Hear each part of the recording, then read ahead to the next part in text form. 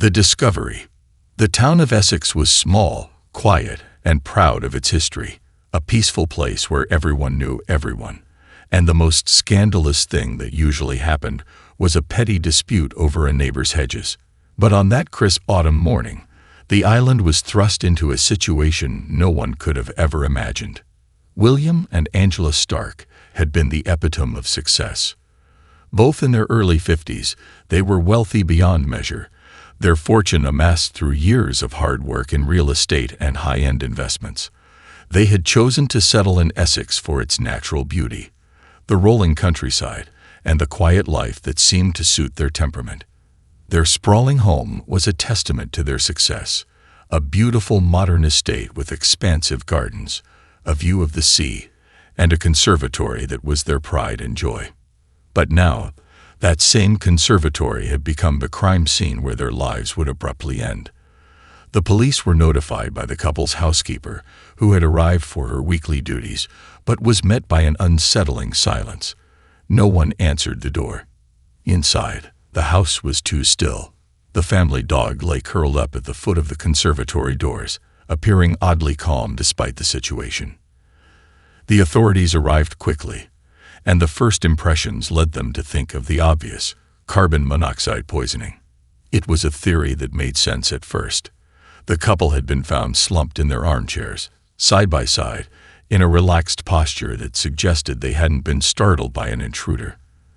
The conservatory, a sun-drenched room with large windows and glass walls, had been sealed tight, an ideal scenario for the deadly, odorless gas to accumulate.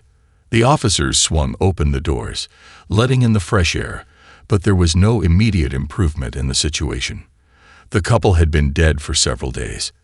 Despite the absence of any signs of struggle or visible injury, the immediate assumption was that they had succumbed to the fumes, unaware of the danger until it was too late.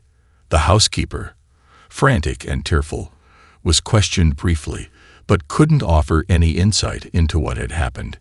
She had seen the couple just the week before, and nothing had seemed out of place. They were well, engaged in conversation, just as they always were. The last conversation she'd had with Angela was about a planned trip to the Caribbean, a long-awaited vacation to mark their anniversary. There was no reason to suspect anything unusual. But as the police began to investigate further, things didn't add up. Upon initial inspection, the house showed no signs of foul play. There were no broken windows, no signs of forced entry. Personal effects, expensive watches, jewelry, and a laptop were left untouched. It didn't look like a burglary gone wrong. Everything seemed too perfect, too pristine. Even the dog, though understandably agitated, showed no signs of trauma. It lay quietly in its usual spot by the back door, as if waiting for its owners to return. The officers methodically searched the house, but the couple's demise seemed as puzzling as the lack of any definitive clues. The family members, who were notified of the deaths, arrived hours later, shaken but offering no immediate explanations for the tragedy. It was a scenario that seemed straight out of a mystery novel. Everything appeared to point to a simple, tragic accident, but the nagging feeling that something was amiss would not go away. As investigators examined the couple's belongings more closely, they found something that would lead them in an entirely different direction. Hidden within the couple's personal files were some odd documents. Angela had recently been making regular appointments with a private wellness consultant, someone who claimed to have been working with high-profile clients to enhance their mental and physical well-being. The consultant was known to be somewhat secretive, operating under a veil of exclusivity, and offering specialized services for clients looking to improve their lives. More peculiar were the entries found on Angela's phone. Though seemingly mundane, they were all connected to one application, the LifeSync app. This app, which had become incredibly popular among high-net-worth individuals, was designed to track everything from physical fitness and sleep patterns to emotional well-being and even stress levels. Angela had downloaded the app nearly a year prior, and it seemed to be a staple in her daily routine. William had also linked his own phone to the same app, creating a seamless connection between the two devices. In fact, The more the investigators dug into the couple's phone records and app data, the more they found unsettling patterns. The app had been tracking the couple's health and emotional data in granular detail. Both had been experiencing marked increases in stress and erratic sleep schedules in the days leading up to their deaths. In fact, the app's data suggested that Angela had been receiving multiple health interventions in the form of guided meditations, breathing exercises, and even medical consultations from a wellness professional just days before she died. But what was even more puzzling was a new feature that had been activated in both their profiles without their apparent knowledge, a setting for personalized health assistance, which allowed the app to automatically suggest medications or interventions based on the data it gathered. The couple had been receiving highly detailed reports, as well as automated reminders and recommendations. According to the logs, Angela had requested a consultation with the app's designated wellness consultant just the day before they were found dead. Yet no one had ever spoken to this consultant directly. The investigation into the app's role was just beginning, and it would soon take a bizarre turn. As the police delved deeper, they learned that the app was far more than a health tool. It was connected to a network of high-end medical professionals, including doctors, psychologists, and, as it turned out, a few individuals who operated in less than ethical circles. One of these professionals, a man named Dr. Evan Grant, had become a key figure in the investigation. He was a licensed psychiatrist who had worked with numerous wealthy clients on stress management. However, he was known to have been involved in some highly controversial practices, including the use of off-label medications and experimental therapies. Grant, it seemed, was a ghost. He existed only in the app's network, with no tangible evidence of his physical whereabouts. His reputation, though highly regarded in certain circles, was shrouded in mystery. He had no medical office, no listed contact number, and no public records. His role, it appeared, was not just as a wellness consultant, but as a key player in a network that provided services no one would publicly admit to using. Now the question was clear. Had the app been used to manipulate William and Angela Stark into using these substances, leading to their deaths? Had they been unwittingly guided toward their demise by a digital tool they trusted?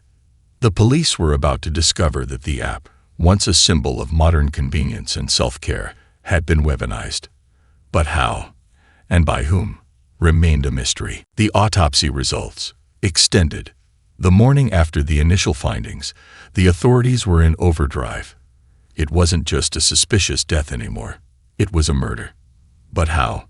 How could a couple, seemingly so safe and at peace, end up dead in such a chillingly controlled manner? The scene in the conservatory had been too serene, the lack of any struggle or obvious cause of death too perfect. The idea that the couple had succumbed to carbon monoxide poisoning began to feel increasingly implausible as the investigation deepened. The first real breakthrough came when the toxicology results came back from the autopsy. The bodies of William and Angela Stark had been carefully examined, and the results were shocking, not only for what they revealed, but for how they fundamentally shifted the investigation's direction. The coroner's report stated that there had been no traces of carbon monoxide, nor any other common poisons in the couple's systems. Instead, a different cocktail of substances was found in their bloodstream, substances that didn't fit the profile of a typical murder weapon. The report confirmed the presence of a sedative that was typically used in medical settings to induce sleep or calm patients during procedures. However, in the concentrations found in William and Angela's systems, it was lethal. The sedative, known as clonazepam, was not something one would expect to find in an average household. The couple's prescription history didn't show any record of clonazepam use. Neither of them had been on any medications that would explain such a high level of sedative in their bodies. What was even more troubling was the fact that this sedative was highly regulated and usually administered in controlled environments, such as hospitals or psychiatric facilities. The toxicology results, however, weren't the only surprise. The more the medical examiner dug into the couple's bodies, the more disturbing details came to light. Both William and Angela had sustained minor injuries, cuts and bruises that seemed inconsistent with their relaxed position in the conservatory. These injuries weren't severe, but they were enough to suggest that they had been unconscious before their deaths. This raised the chilling possibility that they had been incapacitated before being sedated. The question now was whether these injuries were part of a struggle or the result of an external force. The real twist came when the coroner discovered something even more puzzling. The bodies had been subjected to an unusual, though not entirely uncommon, treatment. Both William and Angela had traces of epinephrine, a hormone and neurotransmitter that can be used to stimulate the heart and restore normal function in cases of emergency. It was an odd substance to find in their systems, given the circumstances. Why would someone inject them with epinephrine if they had already been rendered unconscious? Why revive their bodies, only to kill them once more? The coroner's team was baffled. These substances didn't belong in a healthy, unmedicated individual's body, and yet they had been administered systematically, in a way that suggested careful planning and an understanding of the couple's physiological makeup. The sedative, the epinephrine, and the unreported injuries all pointed to one thing. Someone had orchestrated this death with chilling precision. As the police began to consider these findings, another breakthrough occurred. The LifeSync app, which had been discovered on the couple's phones, now became a key piece of evidence. It was clear that the app, once thought to be merely a wellness tool, had played a far more sinister role in their deaths. A deeper look at the app. The investigation into the app quickly escalated. What had seemed like an innocuous tracking tool for sleep patterns, exercise, and general well-being now appeared to be linked to the couple's untimely demise. The app, it turned out, had much more influence than anyone had realized. Embedded within its code was a feature that allowed for personalized health interventions that were being used to dictate the couple's behavior, and ultimately, their fate. The app tracked not only their sleep, but also their stress levels, diet, and even their emotional state. The app's sophisticated algorithms could detect shifts in mood or health, using real-time data gathered from wearable devices and the couple's smartphones. It wasn't just a fitness tracker, it was a lifestyle manager. The app could make suggestions based on its readings, offering everything from relaxation techniques to dietary changes. In some cases, it even recommended medications, or what it called wellness products, which could be ordered directly through the app. But what was even more concerning was the fact that the personalized health assistance feature had been activated on both William and Angela's phones in the days leading up to their deaths. This feature allowed the app to recommend specific interventions based on the couple's physical and emotional data, and it appeared that both had been receiving automated guidance to help them manage stress in increasingly drastic ways. One of the most alarming features of the app was its ability to order certain medications for users. While the couple had never been prescribed any sedatives like clonazepam, the app had the ability to bypass conventional prescriptions and send orders directly to a network of professionals. This network was linked to medical practitioners who were willing to prescribe medication without face-to-face consultations, often bypassing standard regulatory protocols. According to the app's data, Angela had received multiple health interventions over the past month, but her requests had become more frequent in the days before her death. On her final day, the app had recommended a dosage of clonazepam, and the drug had been delivered to their doorstep. What struck the investigators as even more sinister was the fact that the app had been set to suggest not just wellness products, but something far more dangerous. According to the digital logs, Dr. Evan Grant, the enigmatic wellness consultant who had been overseeing the couple's personalized health program, had been involved in these recommendations. The app had automatically connected Angela with Dr. Grant after an unusual spike in her stress levels, a spike that had coincided with the couple's increasingly isolated behavior. Dr. Grant, it seemed, was not just a wellness consultant. His background was much murkier than anyone could have anticipated. A closer inspection revealed that Dr. Grant had worked with numerous high-net-worth clients, offering unconventional treatments that blurred the lines between alternative health and unethical practices. Though he had no physical practice, His name appeared on numerous professional networks, each one more elusive than the last. He had built a reputation for offering cutting-edge, experimental treatments for the wealthy, often under the radar of conventional medicine. What the investigators now realized was that Dr. Grant's role in the couple's deaths was far more direct than initially believed.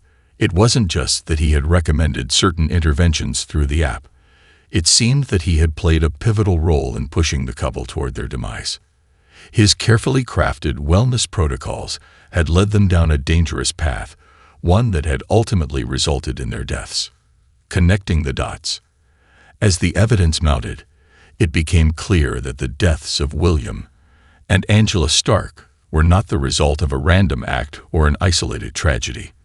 They had been orchestrated by someone who knew how to manipulate the app's features, someone who understood both the technological and psychological aspects of the couple's lives. But the most chilling part was the realization that the Starks were not the only victims. As the investigation continued, authorities began to uncover a network of wealthy individuals who had all been using the same app, and many of them had been exposed to similar health interventions. In some cases, those individuals had died under suspicious circumstances, their deaths attributed to accidental overdoses or heart failure. The investigators began to wonder if these deaths were connected, if Dr. Grant and others like him had been manipulating the app system for their own gain. The murder of William and Angela Stark had opened a Pandora's box. The app, once considered a harmless tool for better living, had been turned into an instrument of death. And the killer was still out there, hidden in the shadows of technology, waiting for their next victim. The search for Dr. Grant. The investigators, now deep into the investigation, had uncovered a shocking trail that led them into a world they hadn't anticipated. A sophisticated network of health professionals, wellness experts, and tech-savvy manipulators who operated under the guise of well-being but were deeply embedded in the darker side of modern medicine. Dr. Evan Grant's name had surfaced repeatedly in connection with the LifeSync app. Though initially thought to be a benign wellness consultant, the deeper the investigators dug, the more they learned that Dr. Grant was at the center of a web of questionable practices. His name was associated with a number of high-profile clients, wealthy individuals who prided themselves on their health and lifestyle, but who had, over time, started to exhibit strange, unexplained behaviors or died under mysterious circumstances. It was clear that Dr. Grant had been operating as a kind of digital puppet master, controlling and manipulating his clients' well-being through the app's features, offering advice, prescriptions, and medical suggestions that seemed harmless but were ultimately toxic. The search for Dr. Grant was a complex one. Despite his widespread reputation, no one seemed to know where he physically operated. His online presence was almost non-existent. His name appeared on some medical registries, but there were no published papers or research associated with him. No one had ever met him in person. He was a ghost in the medical community, someone who existed only through the app and a few cryptic online profiles. The authorities knew they had to find him, but the challenge was immense. Every lead seemed to vanish into thin air, as if Dr. Grant had made himself untraceable by design. His communication with his clients, like the Starks, had been conducted entirely through the app. There were no physical meetings, no phone calls, no emails, only digital records and the traces he left behind in the app's code. Meanwhile, the investigation expanded. Detectives began interviewing other users of the LifeSync app, wealthy individuals who had also been in contact with the mysterious Dr. Grant. Some, like the Starks, had seen their health deteriorate dramatically after using his services. Others, however, had been more fortunate. They had followed the advice Dr. Grant had offered and felt better for it, at least on the surface. But a pattern was emerging. The users who had been prescribed medications through the app or who had received wellness interventions from Dr. Grant seemed to experience a wide variety of unusual side effects. Some complained of insomnia, others of increased anxiety, and a few reported strange hallucinations or vivid dreams. But most telling of all were the sudden, unexplained deaths that had begun to occur among the app's wealthiest users. In one case, a prominent business tycoon in London had been found dead in his penthouse, an apparent suicide. The coroner's report revealed traces of sedatives similar to those found in the Starks' bodies, and a note was found by the man's bedside, written in his own hand but riddled with erratic thoughts that seemed out of place for someone in such control of their life. In another case, a tech entrepreneur who had used the app extensively collapsed at a public event. He had suffered a sudden heart attack, which was attributed to stress, but his toxicology report revealed high levels of an unprescribed stimulant, another substance Dr. Grant had suggested could help boost focus and productivity. As the detectives uncovered more deaths, the connection to Dr. Grant became undeniable. But what drove him? What was his ultimate goal in orchestrating the deaths of so many successful and influential people? The answer, as they would soon discover, was linked to the world of digital data and power.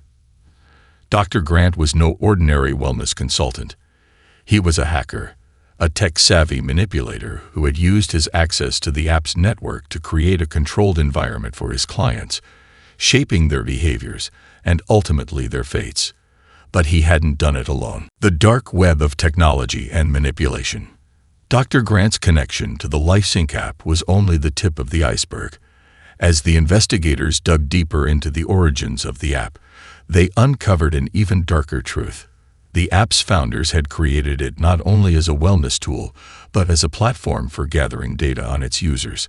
The company behind the app was not just interested in tracking sleep patterns and exercise routines.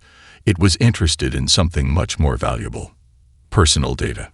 In a world where data is power, the LifeSync app was a goldmine. Every user, every click, every interaction with the app's interface was being tracked. But what made LifeSync particularly valuable was its ability to gather not just physical data, but psychological data. Through the app, the company could monitor a user's emotional responses, stress levels, and mental state, which, in turn, could be used to predict behavior and influence decision-making. Dr. Grant, as it turned out, had found a way to exploit this treasure trove of data. He had used his access to the app's network to manipulate clients by analyzing their emotional weaknesses and vulnerabilities. By pushing the right buttons, through personalized health recommendations, sedatives, and interventions, he could control their actions. And in some cases, he could push them to the brink of collapse. The investigators learned that Dr. Grant had worked with a shadowy group of individuals who were interested in manipulating the wealthy for profit. They weren't just interested in health, they were interested in control. And what better way to exert that control than through technology? Dr. Grant's ultimate plan, it seemed, had been to create a group of high-profile clients who were deeply dependent on the app for their emotional and physical well-being. As he gained more influence over these clients, he could push them toward increasingly risky behaviors, all the while taking advantage of their emotional distress to further his agenda. But there was something even more sinister at play. The deaths of the Starks and others were not accidental. They were part of a larger scheme. Dr. Grant was manipulating the LifeSync app to create the perfect storm of health crises for each of his clients, guiding them toward their own demise while maintaining a facade of legitimate wellness guidance. Dr. Grant's motivations were not purely financial, though there was money to be made in the world of tech and wellness. No, what drove him was a desire for power, for control. He had learned how to use data, not just to predict behavior, but to manipulate it on a level that no one had ever thought possible. In a world where information was power, Dr. Grant was becoming an unstoppable force, and the wealthiest, most influential people in society were his pawns. The hunt intensifies. As the investigation into Dr. Grant continued, the pressure mounted. The police were closing in on his network, but they still had no clear idea of his physical whereabouts. Every attempt to trace his movements led to dead ends. Dr. Grant had expertly covered his tracks, using encrypted communication channels and untraceable digital footprints to remain out of reach. But the authorities were persistent. They began to unravel the connections between Dr. Grant and the app's creators, uncovering a complex web of financial transactions, shadowy investors, and tech companies that were deeply invested in the success of the LifeSync platform. The deeper they dug, the more they realized that Dr. Grant was part of a much larger conspiracy, a conspiracy that stretched beyond wellness and into the very core of the tech industry. The final breakthrough came when a former employee of the LifeSync app came forward with critical information. The employee, who had worked as a data analyst for the company, revealed that Dr. Grant had been granted special access to the app's back-end systems. He had been using the app's data not only to recommend wellness products, but to track specific users' vulnerabilities, emotional, psychological, and physical. Armed with this new information, the authorities were finally able to track Dr. Grant's digital footprint to an undisclosed location, a small, nondescript flat in the heart of London. But when they arrived, they found the apartment empty, as if he had vanished once again. It was clear that Dr. Grant was a master of evasion, and while the police had cornered him in the digital realm, they knew it was only a matter of time before he would disappear once more, leaving the real question behind. How many more lives would he ruin before he was caught? Unraveling the network. The investigation had reached a crucial turning point. With the deaths of prominent figures like the Starks and Harriet Jacobs, as well as the deepening suspicion surrounding Dr. Evan Grant and his mysterious network, the authorities were facing not just a criminal mastermind, but an entirely new kind of threat. Dr. Grant's operation wasn't simply a case of manipulation for personal gain. It represented a dark convergence of technology, data, and psychology that blurred the lines between wellness and malevolent control. As Detective Helen Reed and her team pieced together the digital breadcrumbs that Dr. Grant had left behind, they realized they were diving into an entirely new world, one where health, medicine, and technology were no longer distinct entities, but a tangled web of influence, control, and exploitation. What had started as a seemingly innocuous wellness app had evolved into something far more sinister, a tool for psychographic manipulation. It was now clear that Dr. Grant, and those behind him, had found a way to turn human vulnerabilities into a commodity, profiting not just from people's health, but from their very emotions and thoughts. The app, LifeSync, had initially been marketed as a revolutionary tool for managing well-being. By tracking everything from sleep patterns to exercise routines, the app was sold as a way to optimize health, enhance productivity, and elevate quality of life. But in truth, LifeSync was a conduit for something darker. The app's integration of biometric data, heart rate, brainwave patterns, even eye movement, had made it possible for those behind it to map their users' emotions and psychological profiles with alarming precision. And Dr. Grant had found a way to use that data to manipulate and control his clients, pushing them toward choices that could lead to their emotional breakdowns, or, as in the case of the Starks, their deaths. But while Dr. Grant had operated from the shadows, the full scope of his influence extended far beyond his immediate circle of clients. The authorities soon learned that the true depth of the conspiracy reached into corporate boardrooms, tech startups, and even pharmaceutical companies that had collaborated to develop the very technologies that enabled LifeSync's success. The more they uncovered, the more it became clear that the wealth and power these people held were not just from innovation. They were built on an infrastructure of manipulation. The unseen hand, the puppeteers behind the curtain. Detective Reed's team had begun to narrow their search for Dr. Grant, but the pursuit of him alone seemed insufficient given the broader implications of the case. As they dug deeper into LifeSync's origins, they discovered something that stunned even the most seasoned investigators. Dr. Grant had not created LifeSync. He was only one player in a much larger operation. The app had been founded by a coalition of former tech moguls, behavioral scientists, and even venture capitalists who saw a way to monetize not just health data, but the most intimate facets of human behavior. LifeSync was not only collecting data, it was selling it. Every movement, every moment of tension or joy, every second of a user's life was being stored, analyzed, and categorized. And the true buyers weren't just interested in health trends. They were corporations, governments, and even criminal organizations interested in controlling behavior. Behavioral prediction was the key to influencing decisions, guiding consumer choices, and even swaying political outcomes. The very people who had believed they were improving their lives through the app had unknowingly become the guinea pigs in a far-reaching experiment. The key players behind the operation had understood early on that the human psyche could be broken down into a series of emotional and cognitive responses that could be predicted, studied, and ultimately manipulated.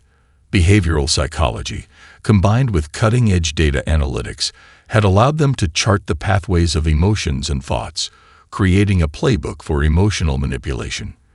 This system wasn't about offering wellness advice. It was about influencing the very core of human decision-making. The more data they had, the more control they gained. What had begun as a wellness tool for the ultra-wealthy had morphed into an instrument of mass control. And Dr. Grant, with his seemingly benign persona as a wellness consultant, had become a key figure in their grand scheme, guiding select clients into the deeper recesses of emotional dependency and, in some cases, mental collapse. Detective Reed and her team were becoming increasingly alarmed as they realized the scale of what they were up against. They had long suspected that Dr. Grant was only the tip of the iceberg, but now they knew the entire iceberg was a meticulously constructed system of manipulation. What's more, the true masterminds behind the operation were still untouchable. The criminal tech network that had been created was highly insulated, with layers of protection in place to shield the identities of its architects. A deeper look into Dr. Grant's manipulations. Despite the anonymity that surrounded Dr. Grant, authorities had managed to find several individuals who had been under his influence, people who had, at one point, trusted him with their emotional well-being. The first interview that truly unlocked the extent of Dr. Grant's manipulation came from Chloe Harper, a young entrepreneur whose company had been featured in national media. She had sought out Dr. Grant after her business began to experience a period of rapid expansion, coupled with significant personal stress. Her brand was booming, but Chloe felt like she was losing control of her life. Through LifeSync, Dr. Grant had offered Chloe advice on balancing work, health, and personal life. At first, his guidance seemed invaluable. He helped her develop a strict workout regimen, a balanced diet plan, and a routine of daily meditation that helped her cope with the stresses of her job. But as Chloe became more dependent on the app, Dr. Grant's messages grew more intrusive, offering suggestions on everything from her relationships to her sleeping habits. One night, after a particularly stressful day, Chloe received a notification from the app. "You're nearing your breaking point. Trust me, I can help you." At first, it seemed like a helpful prompt, but when she followed through with the recommendations, she found herself spiraling into a sense of paranoia. She began to feel as though her every action was being monitored, as if Dr. Grant was pulling strings that made her feel both dependent on him and increasingly powerless in her own life. Chloe's experience echoed the same patterns seen in other clients. Dr. Grant's recommendations were subtle but always guided toward an ultimate goal, making the client feel as though they could not function without his influence. Over time, his interventions became more invasive. He started advising Chloe to take sedatives to combat her increasing anxiety, and while she had initially trusted his medical advice, the line between wellness and harm began to blur. By the time Chloe had reached out to a therapist for help, it was too late. Her body was already dependent on the prescriptions Dr. Grant had recommended, and her mind was slowly unraveling. She had become yet another victim of the psychological manipulation that Dr. Grant had perfected. Chloe's testimony was one of many that revealed the depth of Dr. Grant's control. While he had convinced his clients that they were taking charge of their own well-being, in reality, he had been the one pulling the strings all along. Each interaction with the app, each personalized recommendation, was a step further into his control. And with each new piece of information, the investigators began to see just how vast and calculated his operation had become. The search narrows, but the threat remains. Despite the breakthroughs, Dr. Grant's whereabouts remained elusive. The search team, now armed with closed testimony and additional evidence from other clients, was finally able to identify a possible link between Dr. Grant and an untraceable digital server located in a nondescript building on the outskirts of London. This server had been used to communicate with clients and process data for LifeSync, though it had been intentionally designed to cover its tracks and avoid any digital traces leading back to Dr. Grant personally. But even as the investigators closed in on this lead, the realization began to dawn on them. Dr. Grant had likely prepared for this moment. He had likely anticipated that his manipulation of the wealthy and vulnerable would eventually be uncovered, and like a seasoned operator, he had already gone to ground, leaving behind a series of digital decoys, false leads, and secure communication channels that would make him nearly impossible to track down. As Detective Reed prepared for the next phase of the investigation, the team knew one thing for sure. Catching Dr. Grant was no longer just about solving a single case. It was about unraveling an entire ecosystem of manipulation, an ecosystem that, if left unchecked, could change the very fabric of how society interacted with technology. The world was evolving into a place where the very essence of one's thoughts and emotions could be commodified and controlled, and Dr. Grant had shown just how dangerous that reality could be. The investigation into the LifeSync app had become much more than a hunt for a criminal. It was a battle for the future of personal autonomy, a fight against the powerful forces that sought to manipulate and control the individual at their most vulnerable.